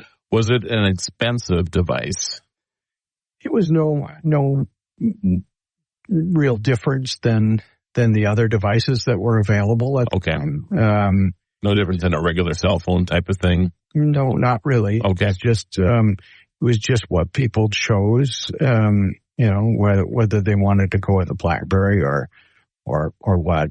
And I think you'll remember when then President Obama came into office, he did not want to give up his BlackBerry. He did. But that was the time, that was about the time when we started to see smart devices really emerge, flat screens and whatever. So yeah. Yeah. And there were security vulnerabilities with that, back then too. Yep. So you miss it? You wish you had it back? Oh, I love the tactile QWERTY keyboard. I miss that. Yeah, and I would imagine it'd be fun to have that come back somehow or another, right? Yeah, for sure. This is the Pet Minute. I'm Steve Dale. Researchers know that dogs know when we're talking to them, and they respond. What about cats? Next. Your dog loves going to the dog park and seeing his buddies. Maybe sometimes when you travel, he gets to hang out with friends at his favorite boarding facility. Social dogs like yours need more protection than most. By pairing Bordetella Protection, also known as kennel cough, with immunity against canine influenza, we can help ensure these dogs stay healthy. Merck Animal Health wants you to talk with your veterinarian about pairing up for protection with vaccines for your dog for kennel cough and the canine influenza virus. Don't wait. Vaccinate. A new study reveals that when we talk to cats, we use a special kitty voice, as people have special dog voices. The cats responded when they heard their owners using cat-directed speech, but not human-to-human speech. Cats know when their owners are talking to them, but do they care? For the Pet Minute, I'm Steve Dale.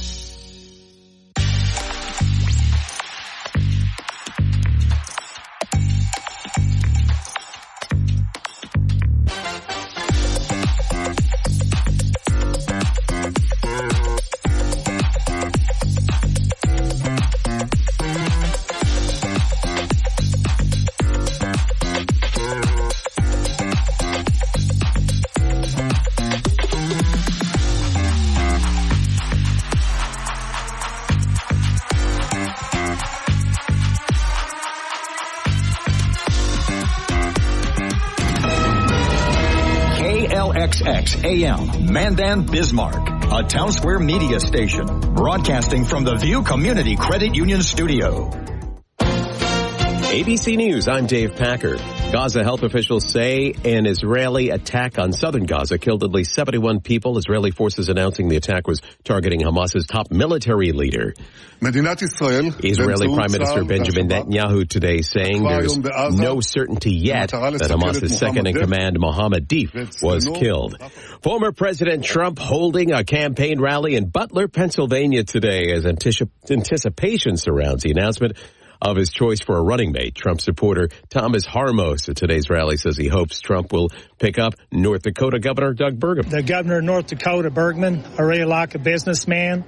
I'm not interested in somebody that's going to want to push social, political. I want somebody that's going to solve our social, economic problems. The judge overseeing Alec Baldwin's involuntary manslaughter trial dismissed the case over a state discovery violation. Live ammunition found at the scene not shared with the defense. This is ABC News. Utility trucks and workers are on the job today in Houston. We're nearly a week since Hurricane Beryl hit. Houston, more than 600,000 area residents are still dealing with sweltering heat without any electricity. AT&T says hackers stole records of calls and texts from nearly all of its wireless customers back in April. That breach impacting 90 million accounts. The company says the data from 2022 included phone numbers. Hackers did not access the content of calls or texts or any sensitive information. AT&T says at least one person has been arrested. She spent decades lifting the lid on sex talk in the U.S. Psychologist and author Dr. Ruth Westheimer has died at a New York home. That was on Friday. The Holocaust survivor immigrated to the U.S. and carved out a path to success. Her radio show, Sexually Speaking, becoming a nationwide sensation in the 1980s, becoming a household name. She was 96. This is ABC News. Do you hear that? Asthma triggers are everywhere, from dust mites, pet dander, and pollen, to smog and smoke. An asthma attack can strike anywhere, anytime. Be prepared with quick-acting Primatene Mist. Clinically proven to open airways quickly. It's the #1 FDA-approved asthma inhaler available over the counter. Primatene Mist. Breathe easy again. Use as directed. Feeling congested? At Navage, we know life is better when you can breathe freely. Congestion shouldn't ruin your summer. That's why people just like you turn to Navage, a revolutionary and easy way to help clear nasal passages. Using gentle suction, Navage removes allergens, dust, and mucus in just 30 seconds. It's fast, gentle, and incredibly effective. Try Navage and get on your way to a better day. Get Navage at Walmart, Walgreens, Sam's Club, CVS, Rite Aid, Target, or online at Navage.com. Navage. Breathe better, fast. Supertalk 1270, Bismarck area weather. With your forecast, I'm Corey Hartman. For today, sunny and warm, highs in the upper 80s. Tonight, slight chance of a storm and a low around 65. Sunny and hot for Sunday, 91 with a chance of showers and storms in the afternoon. Sunday night, partly cloudy, 65. 81 on Monday. Grandpa's barbecue sauce is perfect for summer grilling. Pick up a bottle today at grandpa'sbbqshop.com. Right now, it's 84. From ABC Sports, I'm Joey Waller. Wimbledon women's final today. After blowing 2 match points, Barbara Krejcikova wins her second major, surviving Jasmine Politi 6-4 in the third. The Czech native rebounding from a year marred by injury and illness. I was just telling myself to be brave, and if the game doesn't go with 5-all and we continue and we would be playing, I think, even now. So, it was such a difficult match. Meanwhile, ESPN's Adrian Wojnarowski says Jalen Brunson has a Knicks extension, 4 years, $156.5 million. $113 million less than Brunson could have signed for it a year, leaving New York more cap space. WNBA today at overtime, Liberty 81, Sky 67, Sabrina Ionescu 28 points. Fever beating the Mercury last night, Caitlin Clark 20 points, and an Indiana record 13 assists. At times I feel like I can almost overpass because I want to set them up so badly that I almost kind of lose vision of the basket at times, or I'm almost thinking to pass the ball and kind of forget about shooting that at times. Yankees hand the Orioles their 4th straight loss last night. Benches clearing in the 9th when a Clay Holmes pitch hits Baltimore's Heston Yurstad in the head. O's manager Brandon Hyde visibly angry during that confrontation. It is scary. It's pretty much in the ear. So we're, you never want to see anybody get hit, and especially up in the, above the neck, and so we're hoping for the best. Yurstad undergoing testing. Right now, Interleague bottom 7, Dodgers an 8-4 lead on the Tigers. Shohei Ohtani, his solo homer, is 29th. That leads the National League. Bottom 4, Pirates 1, White Sox nothing. Bottom 3, Cardinals a 10-1 bulge on the Cubs behind a 9-run first. Alec Burleson a 3-run homer.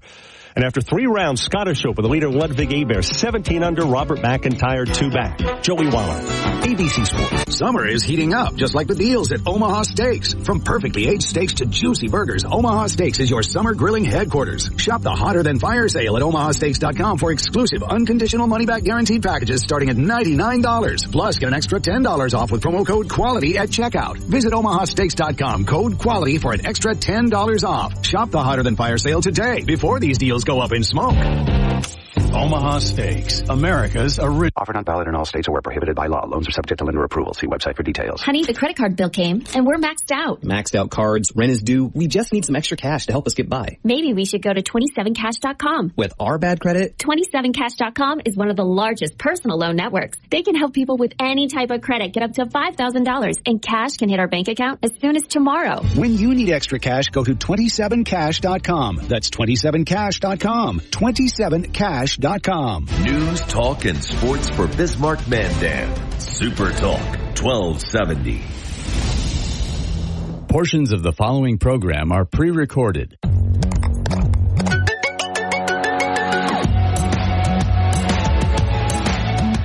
Welcome to the Tech Ranch, where we explore the world of living with technology. Get ready to take a deep dive into the latest gadgets, apps, and innovations with your hosts, the Guru of Geek, Marlo Anderson, and his trusty co-host, Steve Bakken. Join us on this exciting journey, and don't forget to visit thetechranch.com for even more exclusive content. Now, without further ado, let's welcome Marlo and Steve to the Tech Ranch. So for whatever reason, we started off today, Jim, by saying that we're going to be talking about modern communication. And we still even haven't got to the modern part of this yet. Continuing down rabbit holes.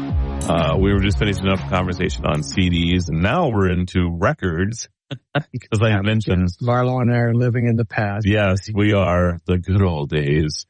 I had mentioned that Alice and our son had purchased a jukebox I guess not just for me, but I guess maybe, I don't know.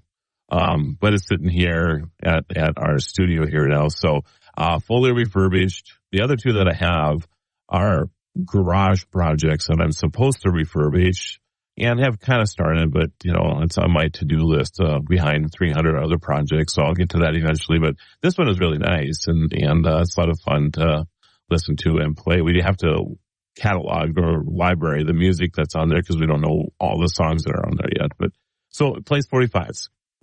And that was the question, Jim. So what's a 45? A 45, I don't know, 5-inch diameter? Or circumference, maybe? I should say diameter is outside. So, a little larger than a CD. Not much. I remember the first couple times that I showed a person a CD, and maybe you ran into this too. One person in particular went right over to the record player and dropped the CD on the record player. No. This is a music disc. Oh, okay, I'll play it. And then goes and drops it on the record player. Seriously, they had no clue. No clue.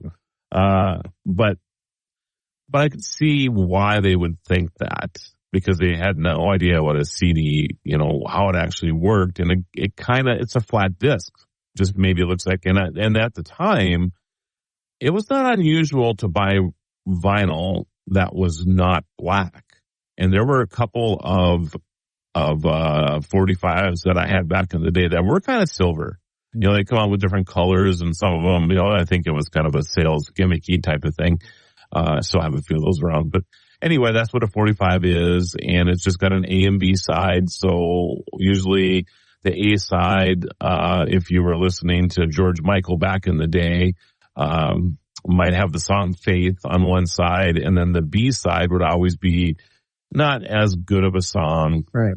But something usually from the same artist. Occasionally, the B side would become popular as well. But rarely. Yep, it was just something that they would fill up the space with. I'm not sure why they did it that way. I suppose they didn't want to have two good songs on one vinyl because they wanted to sell the other good song as well. Sure. But the best example that I can come up with the good side or the B side being popular was Bruce Springsteen's Pink Cadillac. Yeah. That was a B-side of I think born in the USA. And it was kind of funny how I remember listening to Pink Cadillac way more. I mean, I like Born in the USA too, but Pink Cadillac had that drive and bass to it. And I forget, was it Natalie? My goodness. A female artist came out with Pink Cadillac a year or two later and was a big hit. But Bruce Springsteen is one that actually introduced it on the B side of his, one of his 45. So anyway, not to get into music history here. Anyway. Which is another topic. A whole another topic. Yeah. And I was just about ready to bring up Dick Clark here too. But anyway, I won't go down another rabbit hole. Anything else on 45s before we get back to actual communications here? Well, the B-side of 45s was certainly done away with by the advent of long playing records. Oh, yes, absolutely. So, absolutely. And CDs after that. Yeah. Now we can move on. That's right. Okay. Okay. I guess there were cassettes that were singles as well. And they had an A and B side as well. Did you ever buy any singles that were on cassette? They were just short, basically short cassettes. Yeah. No, okay. I didn't. And no, I didn't buy an 8-track player. No. I had one. Yeah. Yeah. That was cool. All right. So back to dial-up internet. So then, did you ever have DSL? I think DSL stood for Digital Subscriber Line. I think is what DSL was. It still is available today, as a matter of fact, in many places. I couldn't swear to it, Marlo. Okay. So DSL basically used your telephone line. Yeah. And instead of having a dial-up, so to speak, it would be a direct line to your computer. I think it's probably 2 to 3 times faster than what the fastest dial-up is available. So it was significantly faster, but impossible to even compare it to the slowest speed that you would get on a cable scenario. Yeah. So most people didn't. I mean, if you had the choice between DSL and cable, most people just went with cable. However, cable isn't everywhere, but telephone is. So a lot of people who lived in rural communities or whatever, DSL really was the only faster option other than dial-up that was available to them. So that's what they went with. Of course, there's fiber, and I think, when we start moving forward here, I think the fiber cable scenario we'll just use interchangeably because, cable operates mostly on fiber nowadays too. So when we start talking about cable now, it's basically fiber for the most part. Fiber to at least something really close to you, and then they just finish off the last block or whatever with a cable connection at that point. Yeah. So, and to that point, when I was working for the state of North Dakota government, friends of mine in the information technology department were responsible for buying certain colors of the spectrum for for communications. For absolutely the state of North Dakota. Yep. Yeah, that's interesting as well. So, all right. So I think, any stories or everybody I think is using cable and or their telephone now for internet. Anything you want to add to that at all? Because I think pretty much everybody's familiar with what we have nowadays. Yeah, everybody's familiar, but I think most of us are also familiar that there are still places where your Wi-Fi won't reach, or your the cell coverage is poor. Like, for example, my backyard is almost like a no-fly zone for the internet because I don't get very good cell reception and because I have steel siding. Right. I would have to say that, moving forward, one of the biggest things will be, since we have high speed now, that it's just a coverage issue or anything else. And these little pockets like you're talking about will just be added to for better coverage. And we're back with the Tech Ranch. Get ready for more amazing tech insights from the guru of geek, Marlo Anderson. And we are back to the Tech Ranch, everybody. This is your guru of geek, Marlo Anderson, and Jim Silrum. I can't even turn it off properly. Sitting across from me here in our studio. We've been talking, oh my goodness, for a long time already on our histories of communications. For sure. The whole thing started because we wanted to talk about today's confusing communication, messaging, whatever, scenario that we have nowadays. The thing I missed, and probably what we really were getting to, I think, with the thinking about old phone, old internet, is that there was only a choice. If I wanted to communicate with you, Jim, back before maybe 1990 or so, it was by phone or by letter. I could write you something. I could call you. That was it. Or drive to see them. Well, okay, or person to person. But if it was not person to person, those are the other two choices, right? And then as we started to move forward, AOL came along. We had messaging. We started to have, the internet, of course, with email. So that was all. Those were the big things. Messaging platforms became a thing. I remember our IRC, it was called IRC. It might even still be out there, but the Internet Relay Channels. And these were basically like a party line on the Internet.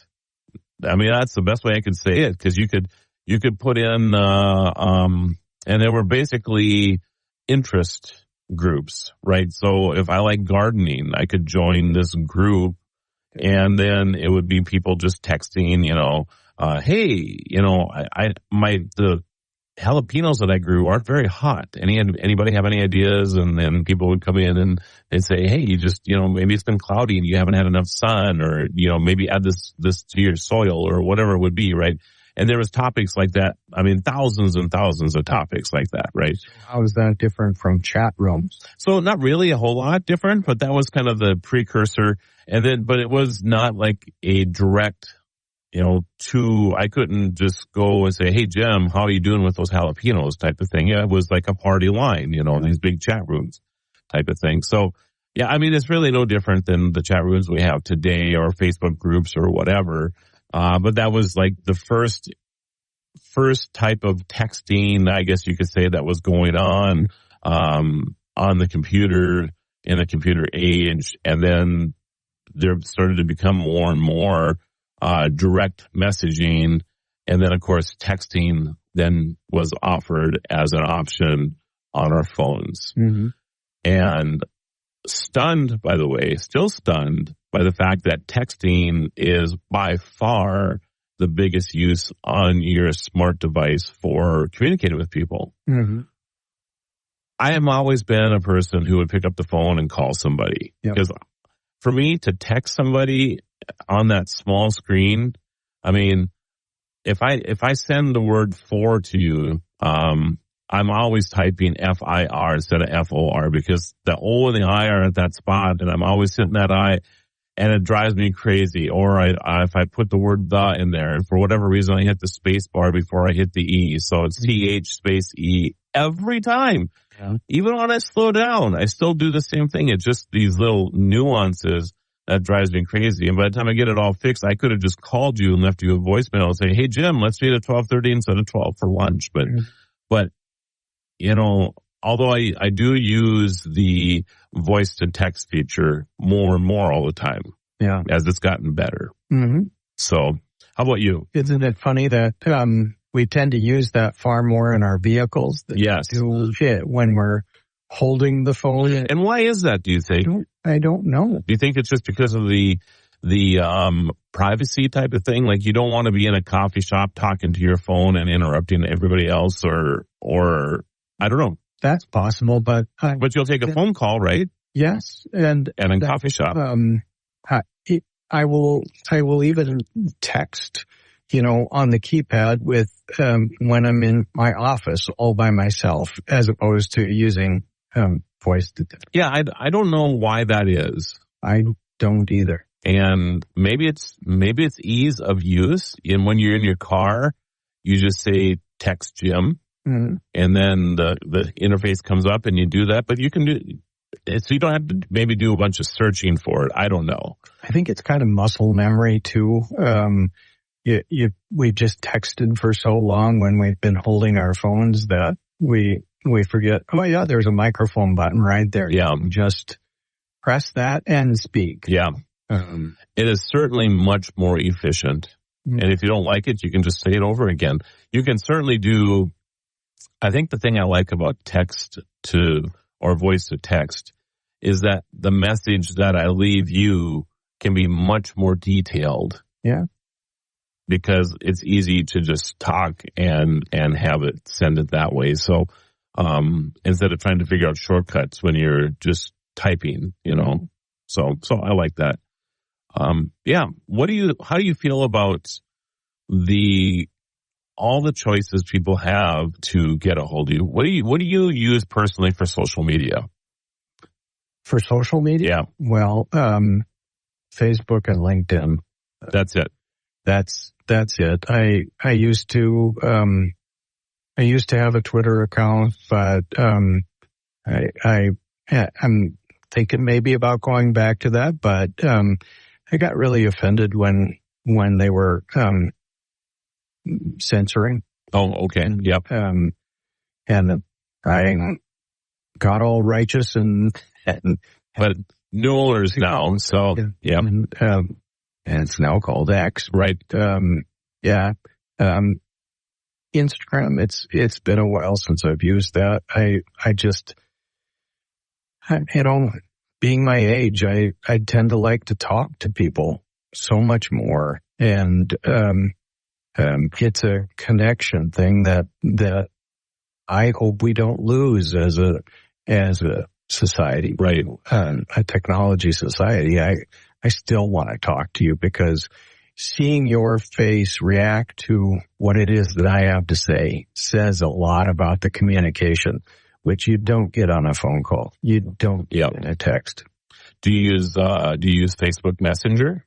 I do. Okay. Do you use the video features? Like, do you actually, with Facebook Messenger, of course, you can make a video phone call. Do you use that feature at all? I don't. Okay. I have Android, so I don't have FaceTime. Okay. Yeah. And there used to be, and we'll get to this after the break by the way, because I know there used to be other ways you could do that and get around that, and it's going to come back, by the way. You've returned to the Tech Ranch, where technology is our passion. Let's jump back into the conversation with Marlo and Steve. So, Mr. Jim Silverum sitting across from me here. Thanks for joining us, everybody. This is your guru of geek, Marlo Anderson. On the Tech Ranch, we are really getting into, we've been going through our histories of technology, communications of technology. Spent way too much time on some of this stuff, I think. I think it just brought back good memories. It brought back good. Yeah. For sure. And now we're finally to what we are using nowadays for communication. Jim was we were just talking a little bit about Facebook and Facebook Messenger. So my mom, she was introduced to the internet probably about 4 years ago now. She was a staunch, like, I am never, ever going to use the internet. I don't want to learn it. I don't want to do any of this stuff, right?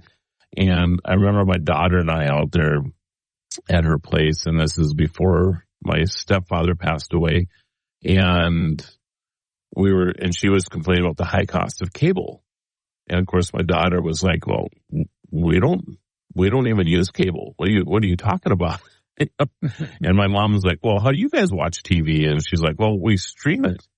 Stream it? What does that mean, So the next thing I know, I am putting the internet in my folks' place for the first time, not so that they could use a computer, but so that they could watch Netflix. Yeah. It's kind of funny how it took entertainment to convince my mother that this is probably a worthwhile thing, right? Of course, while I was doing that, I installed an Alexa as well. And they fell in love with that device. Did they? They could just say, play George Strait, and it would play George Strait, or, any of the old country, and even today when I go out there, my mom always talks about listening to the Willie Nelson channel and all that stuff. I think it's really cool that she adopted. And then, one day I bought her a little Chromebook and said, hey, you can get on the internet with this now. And, so I showed her Facebook. And between Alexa, and Alexa, she would use that to make phone calls. Now there's a long story there that I need to share sometime too about how Alexa probably saved my mom's life. And so we'll get that to a whole nother time, but it's interesting that these technologies are helpful, and so she would call me a lot with that, and then she now calls me mostly on Facebook Messenger because she is like you, and she does not like to be on the phone. She'll be on the phone if she has to be, but if she can call on Facebook Messenger and see me, so now she does this all the time. She's home by herself, but she's calling people on Facebook Messenger all the time and having conversations because she can see the person on the other side. Sure. She absolutely loves that. Sure. So you're right about that. And I don't think that's going to go away, Jim. I think maybe the seeing people, like in real, like you and I here in the studio right now,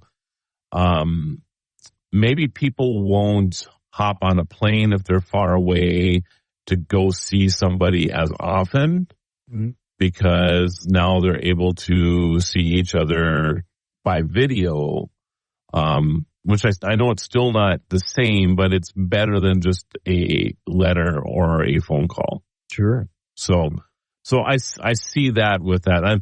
I'm hoping that the other side of that doesn't go away when people still will travel and see each other and that type of thing. But I think there's a convenience here too that it's, better that I can see you more times, via a video screen. I don't know. I'm just kind of throwing that out there, I guess. So I think you're right, and I hope you're right that we don't go away from traveling to see each other. But for some of us, the cost of travel has to come down. I know it's in some respects a lot cheaper than it used to be, but I can't tell you how many times I'd love to see my brother in the San Diego area on a regular basis. But I don't. So I'm looking forward to the day that the Star Trek reality brother's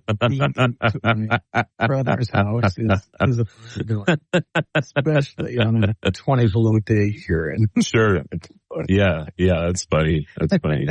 There's some saying, I guess they've beamed atoms. I don't even know how that's possible, but I don't know how most of the stuff is possible nowadays. I still don't know how I can put popcorn in a little box and it pops and it's hot, and I'm just like, wow, that's old technology already, but that just seems incredible to me.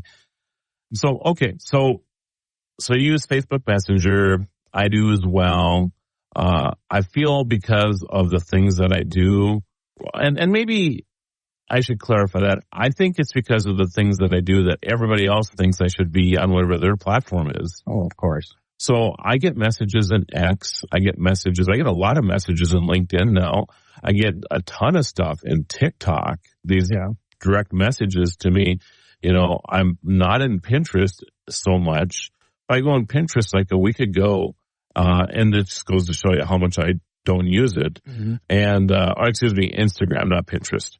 And I'm on Instagram, and I'm like, what is this? And I click on that, and I must have 20 messages from business associates and some friends, and I'm sure they're wondering why I haven't gotten back to them. Mm-hmm. Well, I don't know what the answer to this is, because to me, it's really challenging that even though I might be on that platform and I post occasionally, like on Instagram, that I'm not going to spend all my time going through everything I have going on Instagram. But yet the person who uses Instagram a lot is assuming that I'm there often and that they can send me a message. And some of the stuff that I didn't see was relatively important. Yeah.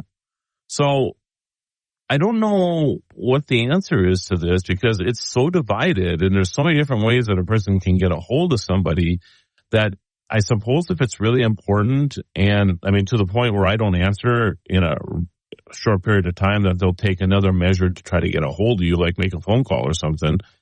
But I don't know. But I think that's one of the ways that AI is going to come into play is in connecting all of these for the individuals so that they can be able to quickly sift through their communications. So that's really interesting that you brought that up. And we're about ready to run out of time for this segment, but we have a couple more segments left, everybody. So I think you are spot on with that. And there are some things that are starting to come out now that I think people will be really interested in hearing about. So please stay tuned, everybody, because I think there's some things coming out that will make your communication life a lot easier. Welcome back to the Tech Ranch. Let's get back to discovering the latest in technology with the guru of geek, Marlo Anderson. And welcome back, everybody. This is the Tech Ranch. My in-studio guest. Oh, that's right. Since this is the last segment, you get this one more time. Oh, wrong one. All right. Adrian. There we go. So, in-studio guest, Jim Silrum. I guess I could say that you're just kind of subbing for Steve today. Okay. Because you've been here the entire show. You usually sub for me. I do. So Steve's usually in the hot seat where I'm at right now. And Jim is in the seat he is in usually, which is uncomfortable. I'm starting to understand. I'll have to get you a special chair just for Jim. Yeah. Yeah. Special chair. Yeah. Although we like to have you a little uncomfortable, so you stay a little sharper. I think if you were a little more comfortable, we know how much you like to nap. Thank you. So it would probably be a problem. I'm starting to learn that I like to nap too. I never thought in a million years because I'm like, I can't go to sleep and then wake up and then be any effective anymore. Because usually when I start sleeping, I'm just done, right? But I'm starting to realize that 10 to 15 minutes here and there isn't so bad. Okay. So when I text or when I call and you don't answer, I'm napping. That's exactly right. Could be anything else at all. Yeah, absolutely. Anyway, we're talking about communications, and Jim brought up a really, really interesting thing at the very end of the last segment about how, because the challenge is, I'll just set it up again. The challenge is that there are so many ways that people can communicate with us, right? So you have, the messaging platforms in TikTok and Pinterest and Facebook, X, LinkedIn, Instagram. So you have every social media platform out there has a messaging feature already. So if you have a presence, even though you might not use it occasionally or not very often, people think because you're there that they can message you, right? Well, then you still have your phone, you have email, you have messaging on your phone. So you have voice, text, and email that's going on. And then you have things like WhatsApp. And I know you use WhatsApp because I forced you to use WhatsApp. Mm-hmm. Do you like WhatsApp? I do. Okay. Yeah. But we also use Signal because it's more secure. Yes. And so, yeah, there are just, even in the texting world, there are so many options. And then, like even in our office, we use Slack. Right. So there's just so much. There is so much. So your idea was... Yeah, that AI is going to venture into that because it already has. Just many of us probably have Gmail accounts. Right. And my Gmail is separates the incoming communication into different buckets. Right. And I think AI is going to venture into that. That's being done by AI right now for Gmail. And I think it's going to venture broader, probably in more of an opt-in sort of way. So if you have a X account, Instagram account, Signal account, all of these different communication pieces, if you say, please collect all of this for me in such a way, it will do that so that you don't miss significant pieces of communication. So right now, when I connect my phone to my car, and somebody communicates with me via text or WhatsApp, it'll actually bring up the WhatsApp communications as well. And actually Facebook. It actually will bring in Facebook too on Facebook Messenger. So because I've given it permission to do these things, I get all this stuff that's just being collected and bringing into to my car. So my phone is doing this kind of right now. So you're suggesting, and I really like where this is going, by the way, that you would have an AI that would kind of have a sniffer. That's kind of believe it or not, it's a techie word. And it would just continue to sniff your Facebook messaging and X and whatever else. And when something comes in, all you have to do is talk to your AI and say, yeah, on X, I want to respond to Jim's message to me. And then you can just verbally communicate to AI. The AI confirms it and then sends it via text. You don't even have to open up the app to do that. I think that and then you do that across all the platforms. I mean, everything that you're on, and all of a sudden it's just one to many. I love that idea. Yeah, and I think won't it be nice too when the AI features can rule out spam. They can categorize those messages that are from people you've never heard from before into buckets you can look at later if you want to. Yeah. You're probably like me, probably more so. You get communication from people who are just out there fishing. Oh yeah. And I have no desire to engage with them. None of us do. Right. Yeah, because it's a great opportunity for getting wonderful things like viruses. Yeah, you could even, like, if you get something from somebody that isn't in your list, so to speak, I'm guessing that you could have your AI actually go something like, can I ask what this is concerning? And then, because if it's just a general, hey, Jim, how you doing today? Sure. You know, and I'm not anywhere to be found on any of my contact lists or whatever. The AI could actually do that for you, and then all of a sudden it comes back with some type of phishing scam or whatever. You never even hear about it. Right. It's just not even it doesn't waste your time at all. Because right now it's just a big waste of time to get through this stuff. So, and I see that as kind of a personal administrative assistant. Sure. That's exactly right. You know, this AI is going to take care of your calendaring and all of this stuff as we move forward. But I like this. I like your thinking. And I think this is one of the really positive things that AI can do for us as we move forward. And I would say that this is probably even possible now. I'm going to dig into this a little bit more and come back with something next week or whatever. So, Jim, it's been a pleasure having you on the show today. Hey. Really enjoyed it. All right. Here you go with your outgoing song. This is for Jim, everybody. I'm standing at the top of the steps. I'm raising my arms, and I'm going to take on Apollo Creed. And that's a wrap on another fantastic episode of the Tech Ranch. Remember, if you have any questions or want to suggest topics for future shows, visit thetechranch.com and send us your thoughts.